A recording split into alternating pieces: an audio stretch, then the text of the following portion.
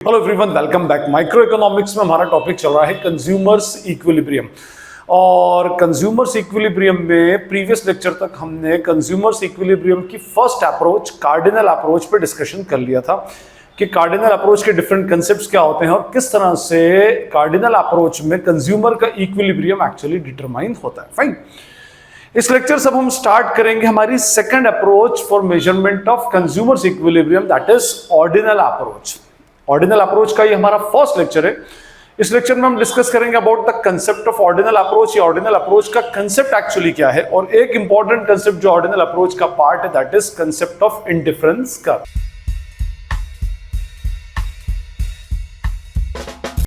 Previous lectures में हम already ये बात डिस्कस कर चुके हैं कि कंज्यूमर्स इक्विलिब्रियम को मेजर करने की दो अप्रोचेस होती है। First is what cardinal approach and second is what ordinal approach. और कार्डिनल अप्रोच को फटाफट से मैं नटशेल में बता देता हूं ताकि आपको ऑर्डिनल का बैकग्राउंड में एक्चुअली प्रिपेयर कर सकूं। ठीक है, कार्डिनल अप्रोच के अंदर मैंने बताया था कि इस कार्डिनल अप्रोच में जो बंदे को किसी भी प्रोडक्ट के कंजम्पशन से मिलने वाला जो सेटिस्फैक्शन होता है, भाई हम कोई भी प्रोडक्ट कंज्यूम करते हैं तो इसीलिए कंज्यूम करते हैं कि उससे हमको कुछ ना कुछ सेटिस्फैक्शन मिल रहा है। उस सेटिस्फैक्शन को हम कार्डिनल नंबर्स में एक्सप्रेस करते हैं, और जो एक्सप्रेशन होता है वो क्या कहलाता है, उसका यूटिल्स, जो यूटिलिटी हमको मिलती है हम उसको कार्डिनल नंबर्स में एक्सप्रेस करते हैं, और उसको हमने नाम दिया था utils. यूटिल is the unit of measurement of satisfaction in cardinal approach. ठीक है, ये हमने ऑलरेडी इसमें डिस्कस किया था। अब देखिए, जो इसका सबसे बड़ा फीचर है वही इसका सबसे बड़ा ड्रॉबैक बना और इसके क्रिटिसिज्म का बहाना बना। एक्चुअली होता क्या है, ये बोला गया कि भाई आपने एक थ्योरी बना तो दी, लेकिन थ्योरेटिकली ये बात सुनने में सही लगती है, लेकिन प्रॉब्लम ये है कि आप किसी भी प्रोडक्ट के कंजम्पशन से मिलने वाले सेटिस्फैक्शन को कार्डिनल नंबर्स में एक्सप्रेस नहीं कर सकते। ये प्रैक्टिकली पॉसिबल नहीं है बंदे के, क्योंकि उसके लिए कोई स्केल नहीं है, कोई यूनिट ऑफ मेजरमेंट नहीं है, कुछ भी नहीं है। आप ये तो बोल सकते हैं कि भाई मैंने एक आइसक्रीम अगर कंज्यूम की, ठीक है, तो उससे मुझे सेटिस्फैक्शन मिला, और सेटिस्फैक्शन मिला इसीलिए तो उसका कंजम्पशन किया मैंने। ठीक है, तो मैंने अगर एक आइसक्रीम कंज्यूम की तो वहां से मुझे कुछ सेटिस्फैक्शन मिल रहा है। अब वो सेटिस्फैक्शन को अगर आप मुझसे कहें कि कार्डिनल नंबर्स में एक्सप्रेस करें तो ये मेरे लिए प्रैक्टिकली पॉसिबल नहीं है, किसी के लिए भी प्रैक्टिकली पॉसिबल नहीं है। वो किस स्केल पे इसको मेजर करेगा, कैसे उसको बताएगा, आप इसको बोल ही नहीं सकते। ये सबसे बड़ा क्रिटिसिज्म इसका बना। तो बोला गया कि जब आप किसी भी प्रोडक्ट के कंजम्पशन से मिलने वाले सेटिस्फैक्शन को कार्डिनल नंबर्स में एक्सप्रेस नहीं कर सकते, तो नेचुरली ये कार्डिनल अप्रोच अपने आप में पूरी तरह से प्रैक्टिकली फिट बैठती ही नहीं है। तो बोले इसी के अगेंस्ट उन्होंने सेकंड अप्रोच इंट्रोड्यूस की, दैट इज ऑर्डिनल अप्रोच। ठीक है, अच्छा, कार्डिनल के अंदर एब्सोल्यूट टर्म्स के अंदर कार्डिनल नंबर्स के अंदर मेजरमेंट होता है, और ऑर्डिनलिटी भाई आपने फोर्थ फिफ्थ क्लास के अंदर पढ़े होंगे, cardinal numbers and ordinal numbers. Cardinal numbers क्या होते हैं कि जैसे अगर किसी क्लास के अंदर स्टूडेंट के मार्क्स हैं, ठीक है, अब ये 5 स्टूडेंट, एक के 45 मार्क्स है, एक के 75, एक के 95, एक के 82 और एक के 56 मार्क्स है। ठीक है, अब ये जो मार्क्स ऑब्टेन्ड है out of 100, these are the cardinal numbers. आप नंबर्स को हमेशा, मार्क्स को अपने जो होते हैं वो हमेशा कार्डिनल नंबर्स में एक्सप्रेस करते हैं। ठीक है, ये बात तो समझ आ गई। अब ये जो थे हमारे marks, all these are what, cardinal numbers. अब इसको ऑर्डिनल नंबर्स में एक्सप्रेस करना है तो नेचुरली मुझे क्या करना पड़ेगी, इसकी रैंकिंग करना पड़ेगी। जब आप इसकी रैंकिंग कर दोगे तो ऑलरेडी ये इसकी ऑर्डिनलिटी में चेंज हो जाएगा।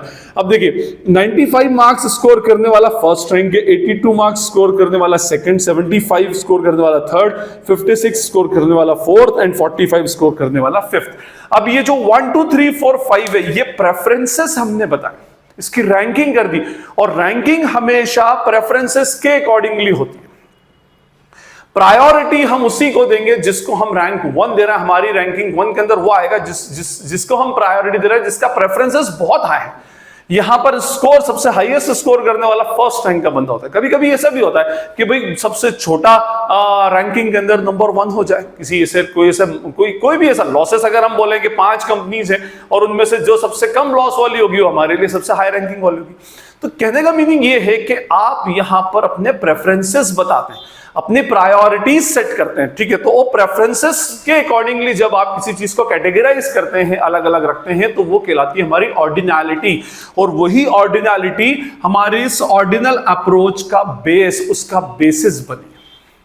ये याद रखिएगा, ठीक है। तो ये जो ऑर्डिनल अप्रोच है उसने ये बताया कि जो सेटिस्फैक्शन है, ये सेटिस्फैक्शन कार्डिनल नंबर्स में मेजर नहीं किया जा सकता, लेकिन हां हम प्रायोरिटीज को सेट कर सकते हैं, प्रायोरिटीज की बेसिस पर रैंकिंग कर सकते हैं, और उस रैंकिंग की बेसिस पर यह बता सकते हैं कि which product is actually preferable, ठीक है। तो देखिए, जैसे मैंने आपसे कहा कि भाई आपके सामने एक आइसक्रीम रख दी गई, भाई एक दो आइसक्रीम के आपको ऑप्शंस दे दिए गए कि बंदे को ऑप्शंस लेने हैं। लेट्स सपोज एक आइसक्रीम रखी गई, इसको पपाया पाइनएप्पल, और एक आइसक्रीम रखी गई इसमें टेंडर कोकोनट, ठीक है। अब ये दो आइसक्रीम्स एक्चुअली रखी गई।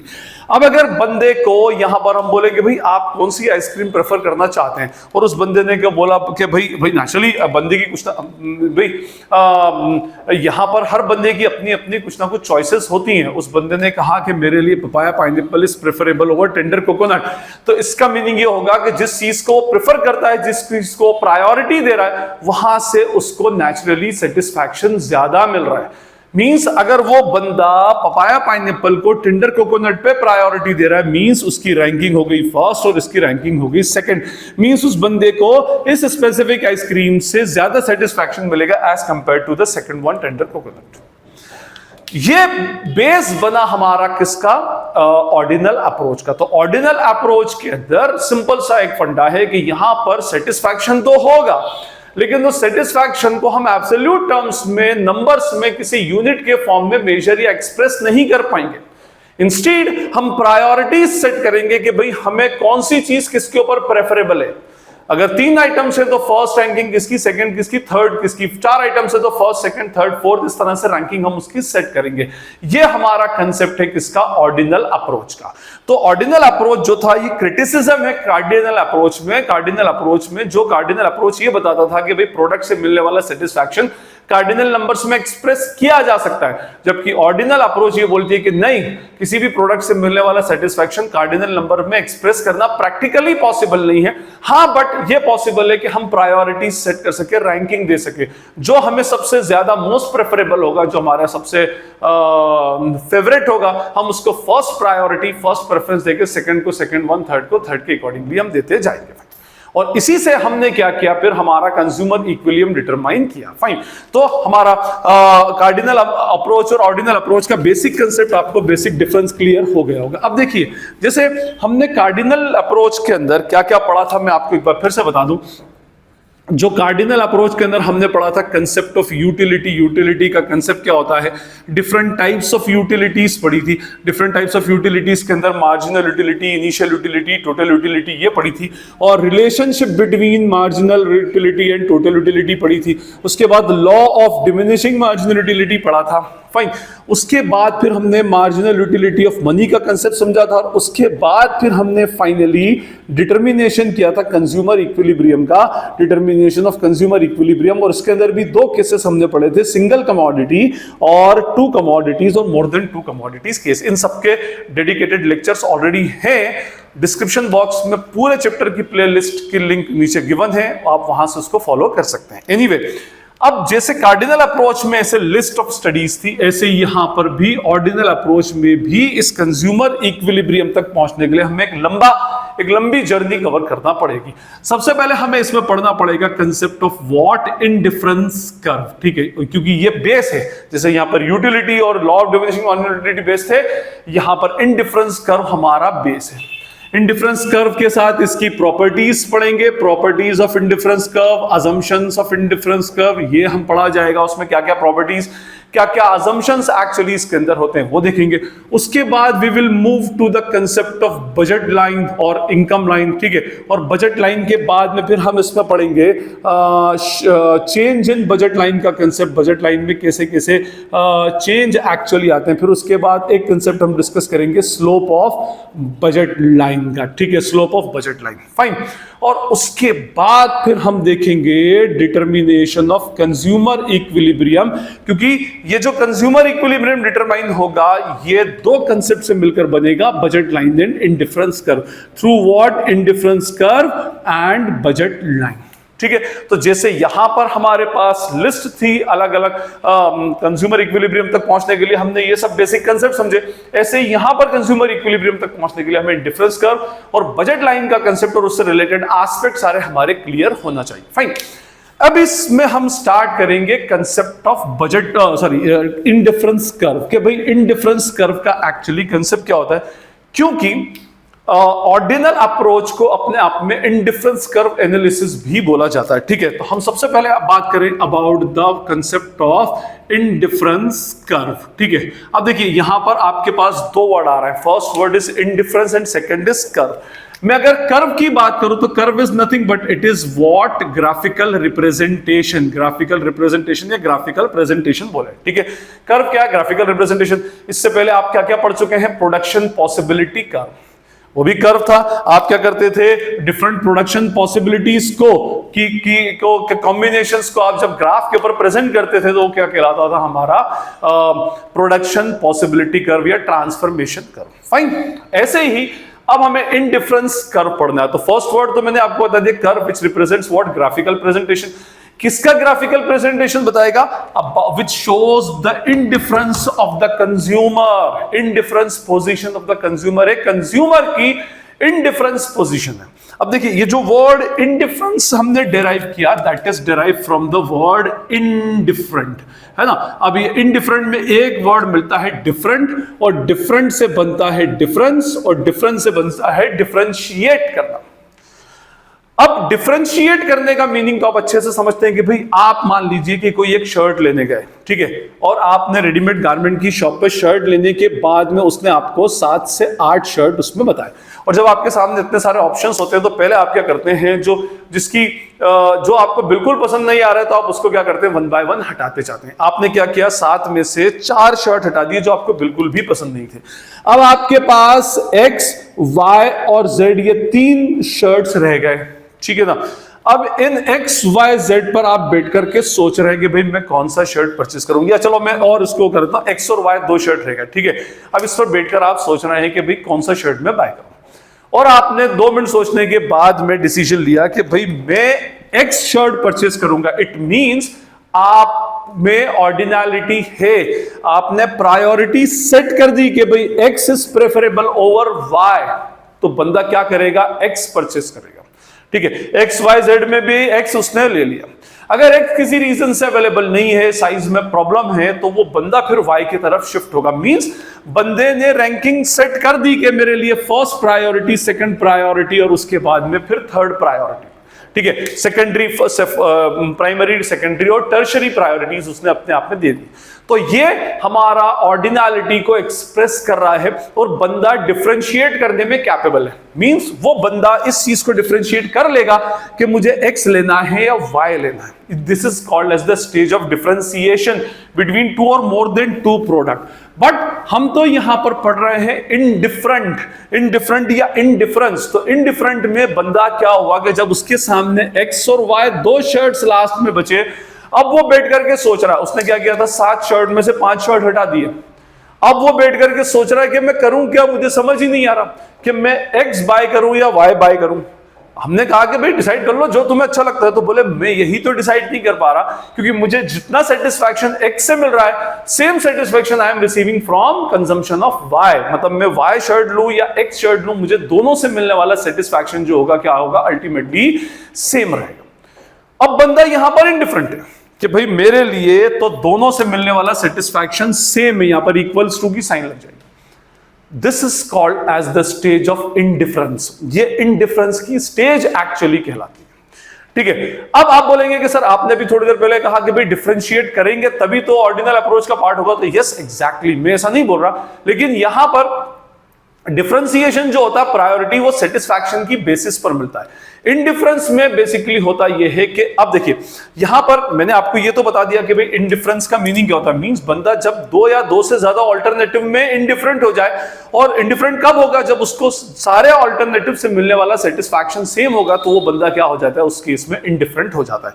अब जब इस इंडिफरेंस पोजीशन को आप ग्राफिकली रिप्रेजेंट करते हैं तो that is called as what, जब आप उसको ग्राफिकली रिप्रेजेंट करेंगे तो वो क्या बन जाएगा, हमारा इंडिफरेंस कर्व। साथ। अगर हमने यहां पर कर्व वर्ड यूज किया तो कर्व का मीनिंग होगा ग्राफिकल प्रेजेंटेशन। और देखिए ग्राफ के ऊपर अगर आपको प्रेजेंट करना है तो ग्राफ पर हमारे पास दो एक्सिस होती है, first is what X axis and second is Y axis. Means हमारे पास जब तक एक्स और वाई का कॉम्बिनेशन नहीं होगा तब तक हम उसको ग्राफिकली प्रेजेंट नहीं कर सकते।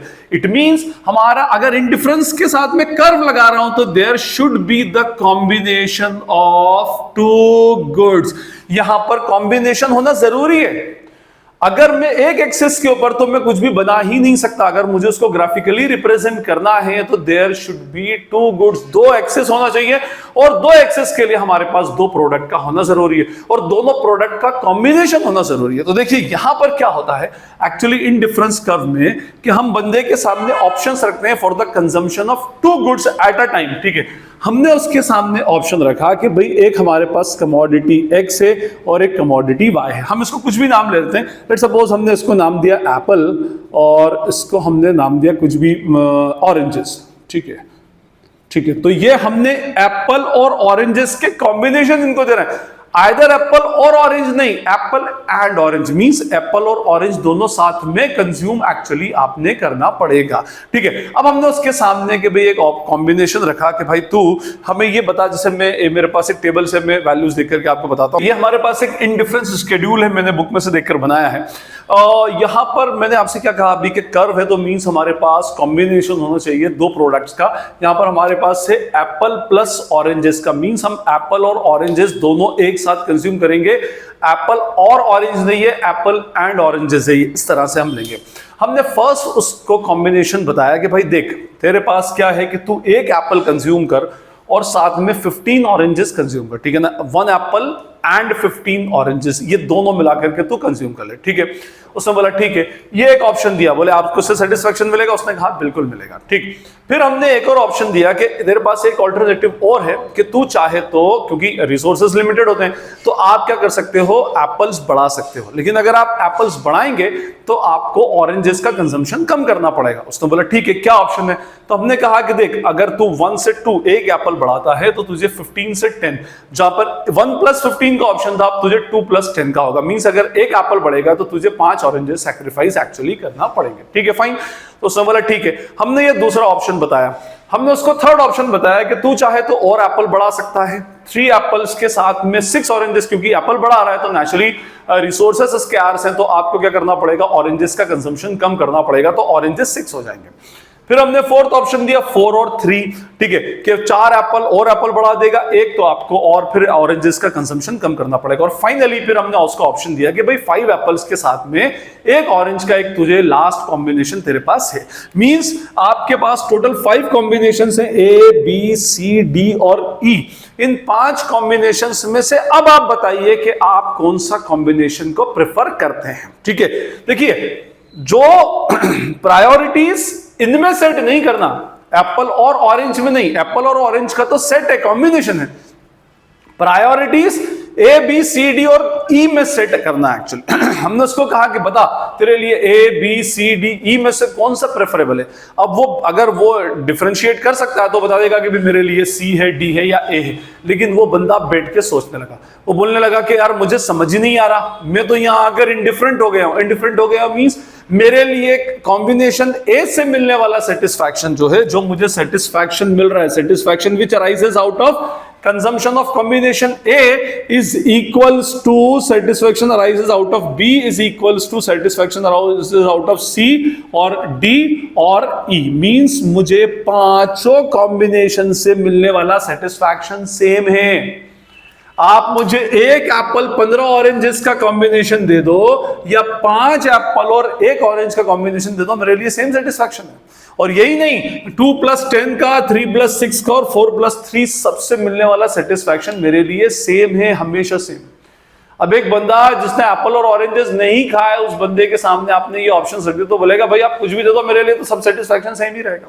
ठीक है, तो कहने का मीनिंग ये होता है कि जब बंदे के सामने हमने ये ऑल्टरनेटिव्स रखे तो वो बंदा डिफरेंट ऑल्टरनेटिव्स के बीच में इंडिफरेंट हुआ। हाँ, दो प्रोडक्ट्स के बीच में डिफरेंशिएट वो नहीं हुआ, क्योंकि उसको तो पता है कि मुझे दोनों ही कंज्यूम करने, वो दो ऑल्टरनेटिव्स के बीच में इंडिफरेंट हो गया। अब उसको ये समझ नहीं आ रहा कि मेरे लिए combination A is preferable over B, B और सी, ऐसा वो डिफरेंशिएट नहीं कर पा रहा। तो ये कहलाता है हमारा इंडिफरेंस शेड्यूल या इंडिफरेंस मैप, ठीक है। अब इसी को जब मैं ग्राफ के ऊपर रिप्रेजेंट करता हूं तो that will be called as what, indifference curve. तो देखिए ये मेरे पास वाई एक्सिस है और ये this is our X axis, point of origin, and this is our Y axis. इधर हम वाई एक्सिस पे रखेंगे हमारे क्या, ऑरेंजेस, और इधर रखेंगे हम एक्स एक्सिस पर x good, that is what, apples, ठीक है। एप्पल के ऊपर हमारा 1 2 3 4 5 एंड 6 ये दे दिया, और इधर 2 की स्केल ले लेता हूं मैं, 2 4 6 8 10 12 14 और लास्ट में 16, ठीक है, ये दे दिया। अब देखिए सबसे पहले आपने क्या किया, 1 एप्पल और 15 ऑरेंजेस, तो ये 1 एप्पल और 15 oranges, this is our combination A. उसके बाद 2 और 10, 2 और ये 10, this is our combination B. उसके बाद 3 and 6, this is our combination C. ये एक्चुअली इधर आएगा थोड़ा सा, और एनीवे बोर्ड पे है तो, और 4 और 3 4, और फिर उसके बाद ये 3, this is our combination D, और 5 and 1, this is our combination E. और उसके बाद क्योंकि कर्व है तो कर्व को हम फ्री हैंड से जब इसको ज्वाइन करेंगे तो ये हमारा बन जाएगा क्या, इंडिफरेंस कर्व। ये हमारा इंडिफरेंस कर्व एक्चुअली बन जाएगा, ठीक है। तो इंडिफरेंस कर्व एक्चुअली क्या रिप्रेजेंट करता है, indifference curve represents the graphical representation. It represents what, ये क्या रिप्रेजेंट करेगा, it represents the graphical representation of different combination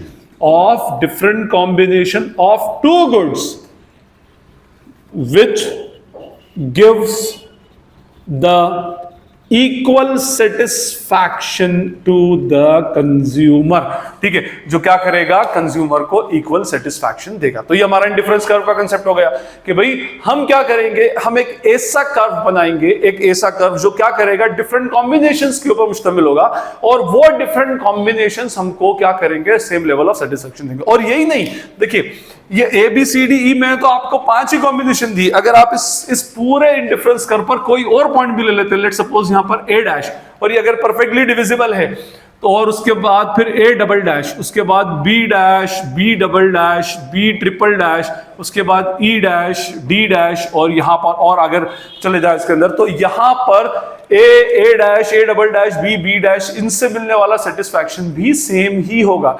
Means any point of indifference curve will give the similar level of satisfaction. ये आपको similar level of satisfaction देगा। आप किसी भी combination को opt कर ले, उससे कोई फर्क actually पड़ने वाला नहीं है। तो ये हमारा इंडिफरेंस कर्व का मैंने आपको कंसेप्ट बताया। इंडिफरेंस कर्व जो ये रिप्रेजेंट करता है एक ग्राफिकल रिप्रेजेंटेशन है किसका, कॉम्बिनेशंस, डिफरेंट कॉम्बिनेशंस का। कितनी गुड्स का, 2 गुड्स का। 2 गुड्स ही हो सकते हैं क्योंकि 2 ही हमारे पास एक्सेस, 2 ही डायमेंशंस हमारे पास पेपर पे एक्चुअली होते हैं। 2 गुड्स का कॉम्बिनेशन एक्चुअली ये शो करता है, और वो हमको ये बताता है कि भाई आपको हर कॉम्बिनेशन से मिलने वाला सेटिस्फैक्शन एक्चुअली सेम होगा, ठीक है। ये हमारा इंडिफरेंस कर्व का कंसेप्ट है। अच्छा, एक चीज इसके अंदर मैं आपको बता दूं, एक कंसेप्ट होता है मोनोटोनिक प्रेफरेंस का, आगे बता दूंगा, बट छोटा सा आपको बता के मैं लेक्चर को वाइंड अप कर रहा हूं। एक्चुअली क्या होता है कि देखिए वो हमेशा इसके अंदर मैंने क्या कहा आपसे कि हमने उसको एक कॉम्बिनेशन दिया 1 + 15 का।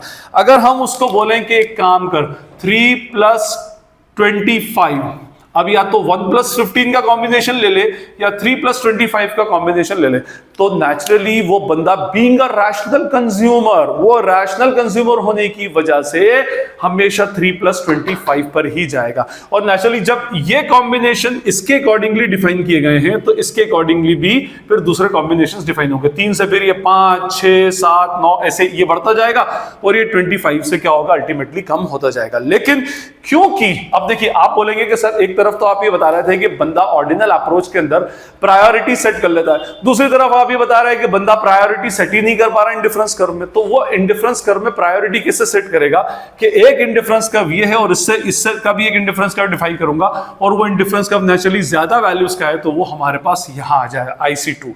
तो अब हम साफ बोल सकते हैं कि IC2 is preferable over IC1। IC2 जो है वो IC1 के ऊपर प्रेफरेबल है, क्योंकि IC2 में जितने भी कॉम्बिनेशन है वो IC1 के सारे कॉम्बिनेशन से ज्यादा सेटिस्फैक्शन हमको दे रहे हैं। इसको हम बोलते हैं मोनोटॉनिक प्रेफरेंस। आगे के लेक्चर्स में प्रॉपर्टीज और असम्पशन वाले लेक्चर के अंदर ये मोनोटॉनिक प्रेफरेंस का कंसेप्ट आपको क्लियर हो जाएगा। तो ये हमारा कंसेप्ट था about the ordinal approach as well as what indifference curve. I hope आपको क्लियर होगा। आगे के लेक्चर्स में हम और इससे रिलेटेड एस्पेक्ट्स को डिस्कस करेंगे। इस लेक्चर में अगर आपको कोई क्वेरी या डाउट लगती है तो you can ask in the comment section. Comment box खुला है, आप वहां पर मुझसे पूछ सकते हैं। जितनी जल्दी होगा मैं पढ़कर उसको रिप्लाई करने की ट्राई करूंगा। और अगर ये वीडियो आपको यूजफुल लगता है तो उससे अपने क्लासमेट्स के, अपने कलीग्स के साथ में शेयर करें, वीडियो को लाइक करें और चैनल को सब्सक्राइब जरूर करें। This is Najeeb Hashmi signing off from Najeeb Hashmi's commerce academy. Thank you.